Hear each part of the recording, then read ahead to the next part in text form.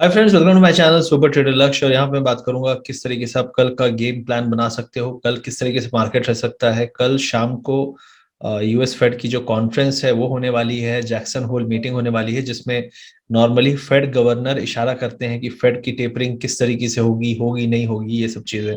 तो already market high point पे है, तो मतलब ये है कि अगर नहीं होती है तो मार्केट सेलिब्रेट करने के चांसेस कम है, लेकिन अगर थोड़ा इशारा मिलता है तो मार्केट यहाँ से थोड़ी सी पैनिक में आ सकते हैं, डर में आ सकते हैं, स्पेशली इमर्जिंग मार्केट में। अभी आप देखेंगे राइट नाउ तो यूएस फ्यूचर तो फिलहाल थोड़ा रेड में है, अभी और रेड में था, बाउंस हो रहा है, रेड में जा रहा है। ओवरऑल तो अभी माइनस में ही है। और यूरोप में आज अच्छा खासा फॉल चल रहा है, ऑलमोस्ट 0.7-0.8%। अगर आप निफ्टी की बात करें तो निफ्टी कुछ खास नहीं गिरा है, तो ये दिखाता है कि हमने अभी फैक्टर इन कोई भी चीज नहीं की है। और ग्लोबली किसी भी समय अगर कोई बड़ा इवेंट आता है तो उसके लिए हम तैयार नहीं है। तो ये एक थोड़ा सा कॉशन वाला है, इसलिए मैंने इसके बारे में आपको 2-3 दिन पहले भी कहा था कि ये मीटिंग बहुत इंपॉर्टेंट है और इसके बाद ही मार्केट कोई डायरेक्शन पकड़ेगा। अगर आता है कि यार टेपरिंग होने वाली है तो करेक्शन भी आ सकता है, क्योंकि अभी ग्लोबली जो फंड मैनेजर्स है वो करेक्शन के लिए रेडी हो रहे हैं। और करेक्शन होगा तो देखिए, आप बाद में बेचोगे, पहले बड़े लोग बेचेंगे, और बड़े लोग बेच रहे हैं तो अगर बेचने वाले हैं तो बहुत तेजी से बेचेंगे इस पॉइंट पे, अगर ऐसा होता है तो। अब हम यहाँ पे अगर डाउ जोन्स को देखेंगे तो राइट नाउ आप देख सकते हैं करंटली यहाँ पे रेड कैंडल बन रहा है, इनडिसाइसिव है पिछले कुछ दिनों से।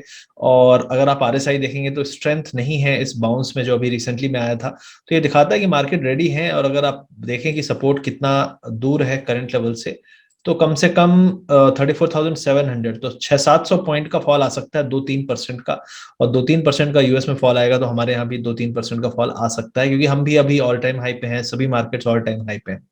तो ये एक पॉइंट बन रहा है। और किसी भी केस में 34,420 का एरिया, 450 का एरिया ब्रेक होता है ऊपर की तरफ, तो हम नया हाई बना लेंगे। वो उसके लिए भी आप रेडी रहिए, क्योंकि ये चीजें यूएस में कई बार हो रही है, फॉल आ रहे हैं लेकिन वो इस ट्रेंड लाइन पे यहाँ से बाउंस हो रहे हैं। लास्ट टाइम भी हमने बात की थी, ये ट्रेंड लाइन मैंने आपको बताया था, यहाँ से बाउंस हो सकता है, बाउंस हुआ, सस्टेन कर गया। क्यों?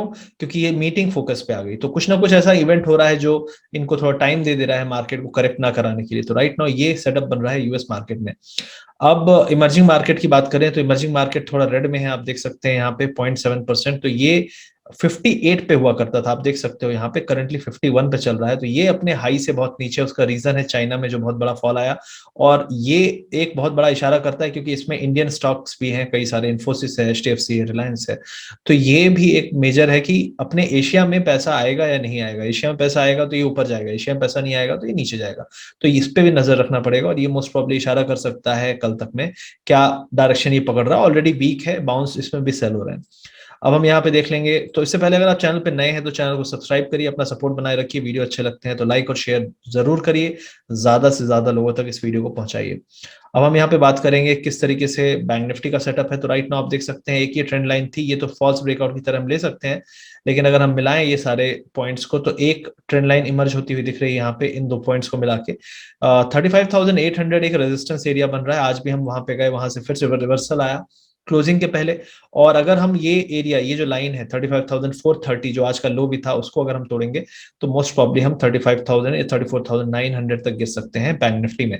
तो बैंक निफ्टी भी एक ट्रेंड लाइन फॉलो कर रहा है, इस पे सपोर्ट ले रहा है। तो अगर सपोर्ट एक छोटा फॉल आता है तो 34,900, एक बड़ा सपोर्ट जो है 34,300। तो अभी भी अगर ये जो सेटअप बन रहा है, अगर हम इस एरिया के ऊपर 35,800 850 के ऊपर नहीं निकल पाते हैं, तो एक सेटअप बन रहा है कि हम दोबारा से एक डिप ले सकते हैं। तो इसके लिए आप तैयार रहिए। और आपका जो ब्रेकडाउन पॉइंट होगा, प्रॉब्लम क्या है आजकल के मार्केट में, सीधे ब्रेकडाउन होता है, सीधे गैप डाउन होता है। आप देख सकते हैं यहां से जब गिरा था तो यहां तक तो हम आ गए थे उसी दिन, लेकिन उसके बाद सीधा एक झटका गैप डाउन का हुआ और हम अगले दिन यहाँ पे टेस्ट करते हुए दिखे। तो गैप डाउन होने के चांसेस ज्यादा बनते हैं आजकल, इसलिए जरूरी है कि अगर आपको लग रहा है कि यहाँ पे कमजोरी है तो आप मत लीजिए ट्रेड, वेट कर लीजिए, कैरी फॉरवर्ड मत करिए, क्योंकि गैप डाउन गैप अप होने के चांसेस बहुत हाई हैं। तो राइट नाउ इमीडिएटली आपको ग्लोबल मार्केट पे डिपेंड होना पड़ेगा, इसलिए मेरे हिसाब से ये ऐसा पॉइंट नहीं है जहां पे आप कैरी फॉरवर्ड करो। अगर आप रिस्क लेना चाहते हो तो ले सकते हो, अगर आपके पास है इतना पैसा, आपने प्रॉफिट बनाया है, अदरवाइज आप मत लो। तो मेरे हिसाब से ब्रेकआउट है 35,800 के ऊपर, ब्रेकडाउन है 400 के नीचे। अब हम बात कर लेते हैं निफ्टी की। तो निफ्टी में करंटली अगर आप देखेंगे तो इंपॉर्टेंट पॉइंट अभी यही है, इमीडिएटली 16,600, अगर इसके नीचे हम आते हैं तो एक अच्छा सा फॉल यहाँ पे भी मिल सकता है। सपोर्ट इंपॉर्टेंट है 370 350 एरिया में, यहाँ पे मिलेगा तो यहाँ पे बाइंग आती है, यहाँ पे बार बार बाइंग आई है तो यहाँ पे आपको फिर से बाइंग मिलेगी। अगर हम इसके नीचे भी आ जाते हैं तो आप देखेंगे एक एक्सेलरेशन हो सकता है 180 150 लेवल तक, और फिर हम बाउंस कर सकते हैं। तो यहाँ पे इंपॉर्टेंट बहुत सपोर्ट है, स्ट्रॉन्ग सपोर्ट है 350 एरिया में और 180 एरिया में। ये दोनों सपोर्ट मुझे नहीं लगता बहुत ही बड़ा कुछ हो जाए तो बात अलग है, अदरवाइज ये ब्रीच होते हुए अभी नहीं दिख रहे हैं। और अगर कोई भी गैप डाउन मिले और हम यहाँ पे खुले तो थोड़ा वेट करेंगे आधे घंटे 1 घंटे, तो आप देखेंगे यहीं से बाउंस भी आ जाएगा। तो ये इंपॉर्टेंट लेवल है जहां पे आप फ्रेश लॉन्ग एंट्री ले सकते हैं। और अगर ये ब्रेक हो तो इसके नीचे आपको कम से कम 50-60 पॉइंट का स्टॉप लॉस लगाना पड़ेगा। अगर ये ब्रेक हो जाता है, वो 60 पॉइंट भी ब्रीच हो जाता है, तब मोस्ट प्रॉब्ली आप इस एरिया पे सपोर्ट लेंगे। तो ये दोनों चीजें केस अभी रहेगा फिलहाल। ये मुझे लगता है कि कितना भी बड़ा न्यूज आ जाए फ्राइडे को, फिर भी मुझे लगता है ये दो लाइनें ब्रीच होंगी नहीं, अनटिल एंड अनलेस कुछ एक बड़ा क्रैश यूएस में आ जाए। मोस्ट प्रॉब्ली एक करेक्शन, एक डिप, एक बाइंग अपॉर्चुनिटी यहाँ पे आपको दिख सकती है। अब उसके अलावा बात करेंगे यहाँ पे टाटा स्टील की। टाटा स्टील ने एक बहुत अच्छा बाउंस दिखाया, आप देख सकते हैं इस लाइन की मैंने बात की थी कि एक बार जाके यहां तक टेस्ट कर सकता है, इसने यहीं पे टेस्ट कर लिया, शार्प बाउंस। और एग्जैक्टली टेस्ट भी नहीं किया, गया भी नहीं वहां तक, मतलब ये दिखाता है कि कमजोरी है। लेकिन अभी भी हम इस पे भरोसा नहीं कर सकते क्योंकि टाटा स्टील बहुत स्ट्रॉन्ग स्टॉक रहा है, एक अटेम्प्ट और मार सकता है। तो अगर आपको टाटा स्टील को शॉर्ट करना है तो कौन सा एरिया है? शॉर्ट करने का एरिया आपका है करीब करीब 1342 के नीचे। 1342 जब तक ब्रीच नहीं होगा, क्योंकि इसके नीचे आपको एक बहुत इजी, आपको यहाँ पे करीब करीब 100-150 पॉइंट का फॉल मिलेगा, ब्रेकडाउन मिलेगा। मुझे लगता नहीं कि होगा, ज्यादा से ज्यादा हम यहाँ पे आएंगे फिर एक बाउंस मार देंगे। अगर आपको 1400 के ऊपर जाता हुआ दिखे टाटा स्टील तो आप इसको बाय कर सकते हो ऊपर के 40-50 रुपीज के लिए। मुझे लगता है यहाँ पे जिस तरीके से ये टाइम बिता रहा है, एक और कोशिश कर सकता है ऊपर जाने की, या फिर इस एरिया में टच करेगा यहाँ पे।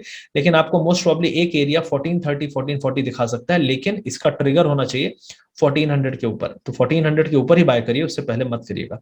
तो ये टाटा स्टील में सेटअप बन रहा है। उसके अलावा एशियन पेंट की बात कर लेते हैं यहाँ पे। एशियन पेंट करंटली फिर से अपने इस सपोर्ट के आसपास है, ये जो एरिया है ये सपोर्ट की तरह काम कर सकता है। इसको जब तक ब्रीच नहीं करेगा, अगर इसको ब्रीच कर जाए 3020 का एरिया ब्रीच कर जाए, तो फिर आप इसको 2960 तक का फॉल देख सकते हैं। तो यहाँ पे ये सिंपल सेटअप है, बहुत ज्यादा अभी यहाँ पे लग नहीं रहा प्रेशर है, लेकिन ये जो यहाँ पे फिर से एक फॉल आया है, आप देख सकते हैं similar kind of, most probably ये ब्रीच हो सकता है। तो ब्रीच हो जाए तो शॉर्ट करिए, 3020 के नीचे शॉर्ट करिए, 40-50 रुपए आपको यहाँ पे मिल सकते हैं। अब उसके अलावा एक और है एचडीएफसी बैंक, बहुत दिन से ये खेल खेल रहा है और जो हाई भी बना रहा है। आप देख सकते हैं यहाँ पे एक इसने रिसेंटली में फंसाया भी था पूरे बैंक निफ्टी वालों को, और फिर से हम ऊपर उसी एरिया में पहुंच चुके हैं, हाई एरिया में कंसोलिडेशन हो रहा है। तो अगर किसी भी केस में आपको ब्रेकडाउन मिले 1544 के नीचे, तो आपको एक डिप मिल सकता है इस एरिया तक, यहाँ पे आपको एक सपोर्ट मिलेगा।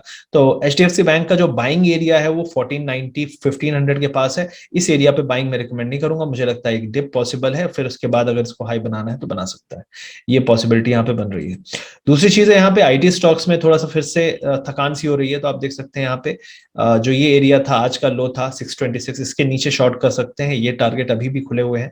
मोस्ट प्रॉब्ली अटेम्प्ट करेगा, अभी यहाँ पे नहीं किया, हाई पे जाके नीचे आ रहा है, मतलब आप देख रहे हैं बाउंस हो रहा है फिर नीचे गिर रहा है।